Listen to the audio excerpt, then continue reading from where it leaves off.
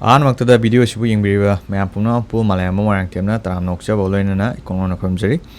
mayam ngasi video shidi aina hajijik tammiba university haitare ko National Promotion University jina leiba mafam chijigi oiba video ma aina hana mamangna namgra video ne ko adudo aina music khatang haba kanda namgi video ni ado magi hajiki akhoi video jida yariba kai kai no habida ai phajana amuk explain tawjarake ko aduga Huwei township tane ko aina hajik leise Huwei township haije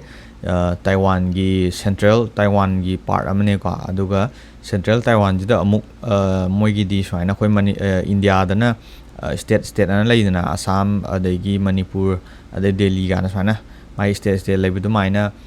kaino gi oina di Taiwan gi di swaina county na leib ko aduga aina leidiba county jigi maming jina Yunlin county ko oiba ko aduga Yunlin County ziki manung da leiba Huwei town haitare ko Huwei township haije sigi mafam jidane ba ina hajik leije aduga sigi video je aina hana mamangna namgra video ni ado hajik hapet yang hanjarage ko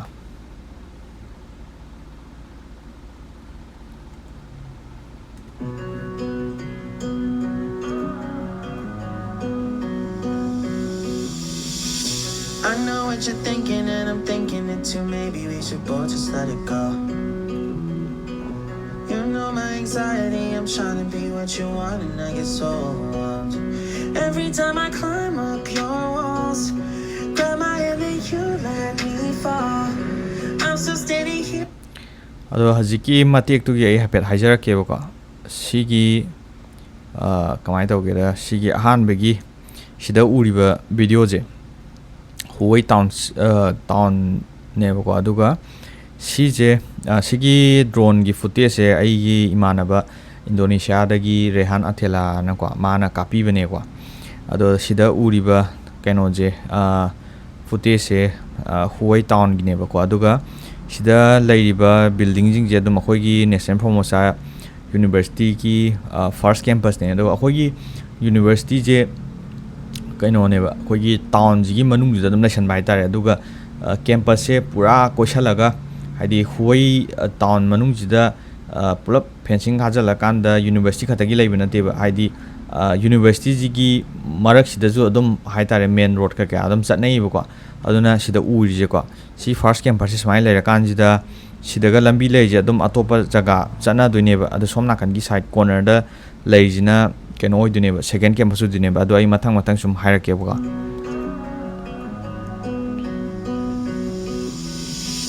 I know what you're thinking and I'm thinking it too. Maybe we should both just let it go. You know my anxiety, I'm trying to be what you want and I get so overwhelmed. Every time I climb up your walls, grab my hand and you. hajiki footbridge today khoi gi university ki first campus ki ek manak ta leiba footbridge ne aduga sida uriba keno je sigi building je Huwei gi sugar factory haitare ko si yamna ariba hana Taiwan da Japanese na palingai matamda haidi palamme ko Taiwan je hana ada saramba keno ne sugar factory ne ko Huwei gi ado Taiwan Sugar Corporation gi makada leiba ariba haitare ko yamna 19 kyan haidi early 19 gi keno ne adu matamda semamba keno ne I'm still standing here through it all. You know. aduga hajiki uriba park tuna khoi gi sigi park se manak nakpoda leiba Tongsing Park ana ma lei ko adi mayam walking kai ka satpa second ka thau khopa dum tawne adu sigi park si jo ai matang jab da chatla kan da hape jeng halake kamai legi na mafam ji dum chawa area ne sigi mafam ji jo You know. I hate my life when we fight. Take the blame every single time. Take it back. You're aduga hajik uriba sigi steel bridge haitare ko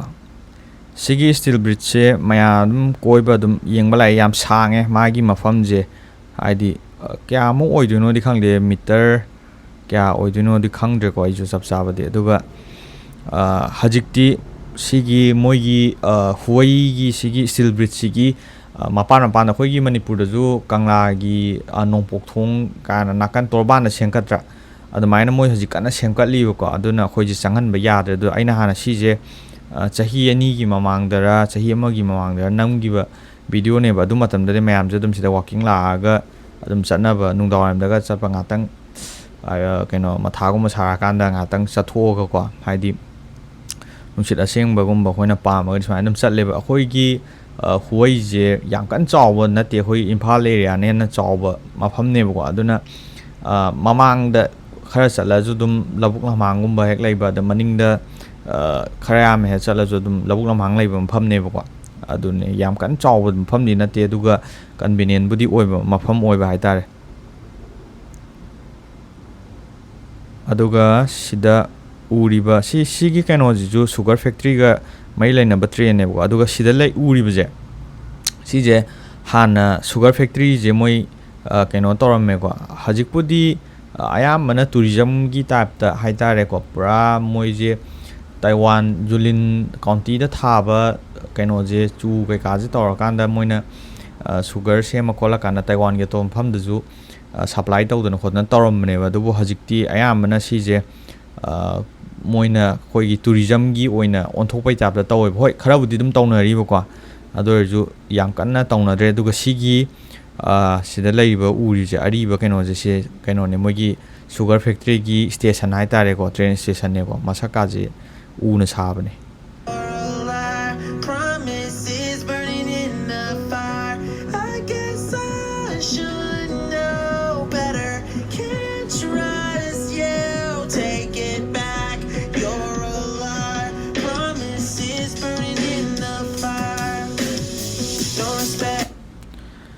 aduga sida sigi kaino je market che aina na hamu video da su yagrabani go evening market ne ado yam kana chawdi na te dum khoi gi haidi lam da leiba kaithel haitare ne samna da akhoi samaro kaithel gumba haigadra admai mu chawrong ani yam chawdi na te achauba kaithel dumai chawum pham di na te ba adu moi di masa je dum nan me sida dum lambi da ju dum urangani ko parking area se adum haidi hek kaithien ji mamang na chauna gari achauba masa dum park tauna ba dum lei ba ko adu moi je kasu kaina motte ba ko hoi moi churu kum thak pa khoba taw ba gi mathi um thada ba di khai yawe do ju haidi amora kai kaithien gi mama ni kha da mo li dana adumai ka sum mo tam ni ko moi je yam nan mane masa je aduga si gi ji na mamang da ju aina night market ta satpegi video yaograbane ko adugi night market ki mafam du ne sida yawriba jaga ni ko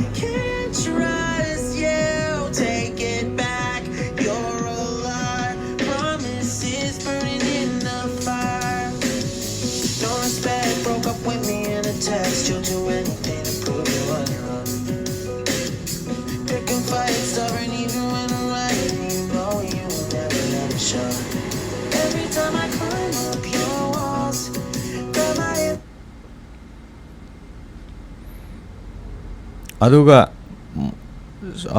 sijina aina food bridge mathakta na makpani nga sa maina kakhat kibido han borok pada ada video je aina camera macha pikpam de namu de na mayek ti yam pakseng de sama pa aduga moi adum aya mana Taiwan gi haidi adum haitare koi gi street food leibai tap ta adum dukan haidi kitang amani satpaga adum moi sumba claw machine yam thamme moi gi kaino ji Taiwan gi haitare ko claw machine je dum mafam ayam da dum haidi yamna kungna dum leiba haidi kitang dukan among leiba claw machine leiba dukan among leiba ga claw machine yam thamme moje aduga sida uriba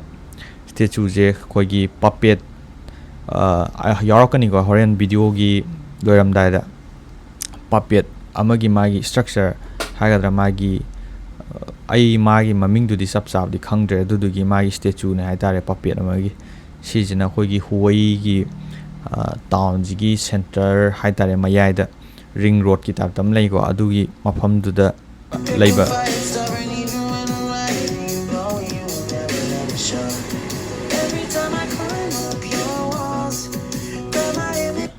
hajiki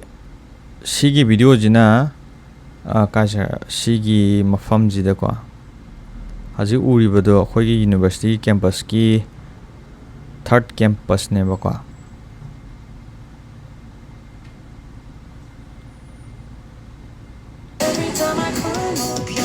ꯁꯤꯗ 3rd ꯀꯦꯝꯄꯁꯁꯤꯗ ꯎꯔꯦꯗꯅ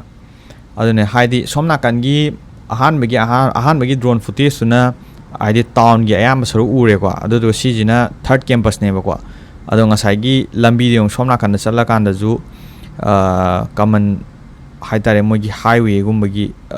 ꯀꯩꯅꯣ ꯁꯤ state 하이웨이ꯒꯨꯝꯕ ꯑꯣꯏꯔꯝꯒꯗ꯭ꯔꯗꯤ ꯆꯞ ꯆꯥꯕꯗꯤ ꯑꯩꯁꯨ ꯈꯪꯗ꯭ꯔꯦ ꯑꯗꯨꯒ ꯉꯁꯥꯏꯒꯤ steel ꯕ꯭ꯔꯤꯖꯁꯨ ꯁꯤ ꯂꯩꯁꯦ ꯍꯥꯏꯗꯤ ꯁꯤꯁꯤꯅ ꯑꯩꯈꯣꯏꯒꯤ 3rd ꯀꯦꯝꯄꯁꯅꯦꯕꯀꯣ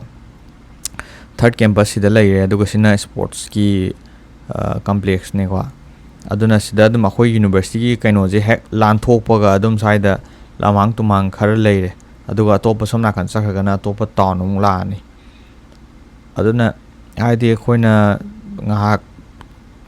ꯍꯥꯏꯗꯤ ꯐ꯭ꯔꯦꯁ ꯑꯣꯏꯅꯤꯡꯉꯀꯥꯟꯗ ꯁꯨꯝꯕ ꯂꯝꯍꯥꯡ ꯀꯩꯀꯥꯁꯦ ꯑꯗꯨꯝ ꯍꯥꯏꯐꯦꯠ ꯆꯠꯂꯒ ꯉꯥꯏꯍꯥꯛ ꯐ꯭ꯔꯦꯁ ꯑꯣꯏꯊꯣꯛꯀꯦꯁꯨ ꯑꯗꯨꯝ ꯅꯨꯡꯉꯥꯏꯀꯣ ꯑꯩꯒꯤ ꯑꯣꯏꯅ ꯌꯥꯝꯅ ꯕꯤꯖꯤ ꯑꯣꯏꯕ ꯍꯥꯏꯇꯥꯔꯦ ꯑꯗꯨꯒꯨꯝꯕ ꯁꯤꯇꯤꯗꯒꯨꯝꯕ ꯂꯩꯕꯁꯦꯀꯌꯥ ꯄꯥꯝꯗꯦꯕ ꯑꯗꯣ ꯈꯤꯇꯪ ꯍꯥꯏꯇꯥꯔꯦ ꯑꯩꯈꯣꯏ ꯍꯥꯏꯗꯤ ꯃꯅꯤꯄꯨꯔꯗꯒꯤꯁꯨ ꯂꯥꯛꯄꯒꯤ ꯑꯣꯏꯗꯣꯏꯔꯗꯤ ꯈꯪꯗꯦꯕꯀꯣ ꯑꯗꯨꯅ ꯌꯥꯝꯅ ꯍꯥꯏꯗꯤ ꯌꯥꯝꯅ ꯕꯤꯜꯗꯤꯡ ꯑꯋꯥꯡꯕ ꯉꯥꯛꯇ ꯂꯩꯁꯜꯂꯒ ꯇꯧꯕꯗꯨꯁꯨ ꯍꯣꯏ ꯉꯥꯏꯍꯥꯛꯇꯪ ꯀꯣꯏ ꯆꯠꯄ ꯈꯣꯠꯄꯒꯤꯕꯨꯗꯤ ꯑꯗꯨꯝ ꯌꯥꯏ ꯑꯗꯨꯒ ꯑꯗꯨꯝ ꯂꯩꯁꯜꯂꯛꯑꯒꯗꯤ ꯈꯔ ꯕꯣꯔꯤꯡ ꯆꯨꯔꯦ ꯑꯗꯣ ꯁꯨꯝꯕꯁꯤꯅ ꯈꯤꯇꯪ ꯅꯨꯡꯉꯥꯏꯕ ꯑꯗꯣ ꯃꯌꯥꯝꯅꯗꯤ ꯌꯥꯝ ꯄꯥꯛ ꯄꯥꯝꯗꯦꯕꯀꯣ ꯍꯥꯏꯗꯤ ꯑꯦꯟꯇꯔꯇꯦꯟꯃꯦꯟꯒꯨꯝꯕ ꯍꯥꯏꯒꯗ꯭ꯔꯥ ꯑꯗꯨꯝꯕꯁꯦ ꯀꯌꯥ ꯌꯥꯎꯗꯦ ꯈꯣꯠꯇꯦ ꯍꯨꯋꯩꯁꯦ ꯑꯌꯥꯝꯕꯅ ꯔꯤꯇꯥꯌꯔ ꯇꯧꯔꯕ ꯑꯗꯒꯤ ꯑꯍꯜ ꯂꯃꯟꯁꯤꯡꯁꯦ ꯑꯌꯥꯝꯕ ꯂꯩꯀꯣ ꯍꯨꯋꯩ ꯇꯥꯎꯟꯁꯤꯞꯁꯤꯗ ꯑꯗꯣ ꯌꯥꯝ ꯀꯟꯅ ꯂꯥꯡꯗꯦ ꯑꯗꯨꯝ ꯍꯥꯏꯇꯥꯔꯦ ꯂꯩꯕꯗ ꯑꯗꯨꯝ ꯀꯝꯐꯣꯔꯇꯦꯕꯜ ꯑꯣꯏꯌꯦ ꯑꯗꯨ ꯑꯗꯩꯗꯤ ꯑꯗꯨꯝ ꯍꯥꯏꯗꯤ ꯀꯩꯅꯣꯝ ꯂꯩꯅꯤꯡꯉꯛꯄ ಚಾನಿಂಗಕ್ಕೋ ಮತ್ತಂದ ಅದು ಮನಾನಕ್ಪದ ಲೋಯ್ ಲೇಬನಿನ ಅತೋಪ ಯಾಮ್ನ ಚಾವ ಸಿಟಿದ ಚಲುದ್ರಗಸು ಅದುಮ್ ಯಾಯಬ ಕೋಯ್ಬ ಚಟ್ಪ ನತ್ರಗತಿ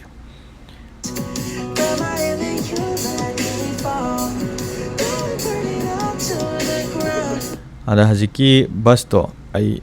sijina moigi public transport ki bus se ayama sumain tawe aduga sijina dum town haitare khoigi county amagi manungda leiba haitare khoigi atopa lalaga di chati sigumba bus se adu si dagi sijina Huwei gi bus station masakadi pik panida sida thaji Huwei station yang kan chawdi nateda adum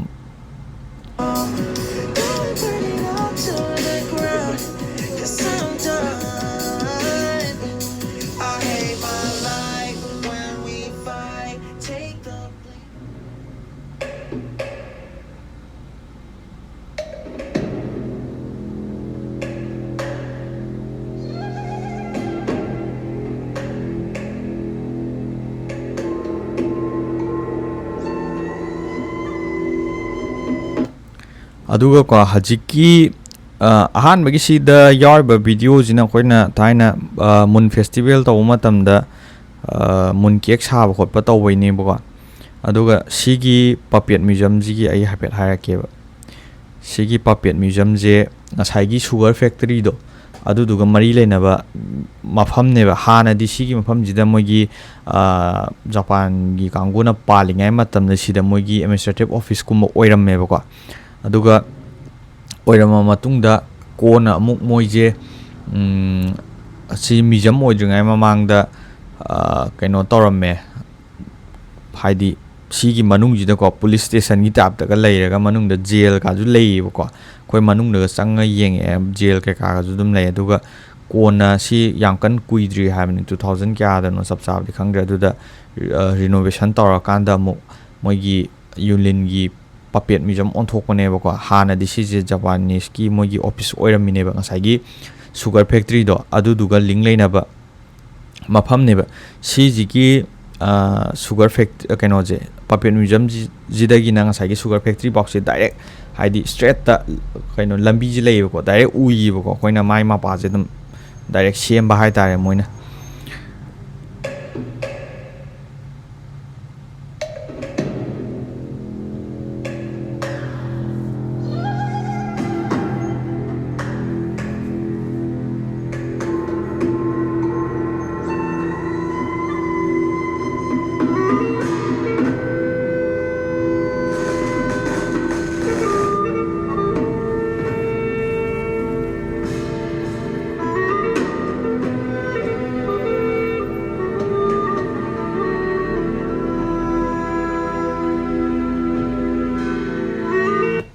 ꯍꯧꯖꯤꯛ ꯑꯗꯨꯒ ꯍꯧꯖꯤꯛꯀꯤ ꯅꯨꯡꯉꯥꯏꯕ ꯍꯥꯏꯒꯗ꯭ꯔꯥ ꯍꯥꯏꯐꯦꯠ ꯑꯩꯈꯣꯏꯒꯤ ꯃꯅꯤꯄꯨꯔꯒ ꯃꯥꯟꯅꯕ ꯃꯇꯥꯡ ꯍꯥꯏꯔꯒꯅ ꯑꯗꯨꯝ ꯑꯌꯥꯝꯕꯅ ꯑꯦꯁꯤꯌꯥꯒꯤ ꯁꯥꯎꯠ ꯏꯁ ꯑꯦꯁꯤꯌꯥꯒꯤ ꯑꯇꯣꯞꯄ ꯃꯐꯝ ꯃꯣꯏ ꯂꯥꯏꯒꯤ ꯊꯧꯔꯝ ꯇꯧꯕꯗꯨꯁꯨ ꯍꯥꯏꯐꯦꯠꯄꯨꯗꯤ ꯃꯥꯟꯅꯔꯝꯗꯧ ꯃꯥꯜꯂꯦꯀꯣ ꯑꯗꯣ ꯑꯩꯈꯣꯏ ꯃꯅꯤꯄꯨꯔꯗꯒ ꯂꯥꯏ ꯂꯝ ꯊꯣꯛꯄꯗꯣ ꯑꯗꯨꯒꯤ ꯇꯥꯏꯞꯇꯅꯦꯕ ꯍꯧꯖꯤꯛ ꯂꯥꯛꯏꯗꯣ ꯂꯥꯏ ꯂꯝ ꯊꯣꯛꯄꯒꯤ ꯇꯥꯏꯞꯇꯒ ꯇꯧꯔꯒ ꯃꯣꯏ ꯄꯨꯔꯒ sida pura laga akhoi lai lam thokpoda khitang akhoi ngaure lai pura kana ngawi ka haibedo adui ta ta moidi ngawbu du maina di tawdi adu aina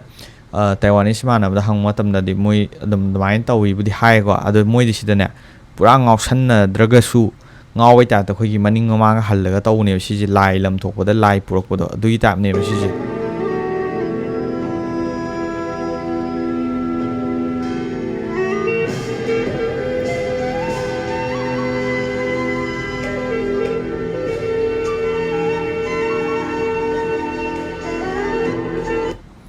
adagi moiju sida lai khorama matamda duk thai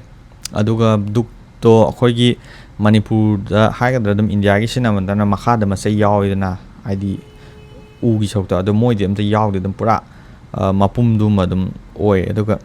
lai je akhoi gi hoi yaba yadaba yam kana athingba leiba leitaba di khangde adu moi sida di hoi lai gi thoram toini aji chum pura khangau kai selaga dum sida dum uraya ko moina khangau ka dum selaga hoi lai gi kitang keno tawbodi yaw dum sele ada aiju dum camera pa dum changi moi kisum hairakte bako aduga sida khoi ju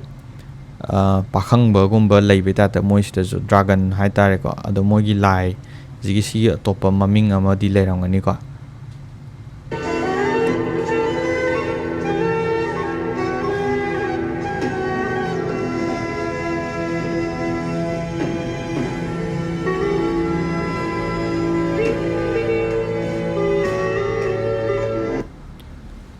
Cinema tang sida hajiki video glimpse of Huwei Taiwan through my lens ana aigi YouTube channel da yawbane ado sigi video jai link zo hapcharam ge description da ado mayamna phajana full do yengthokning ba taragadi yengthokpiramo aina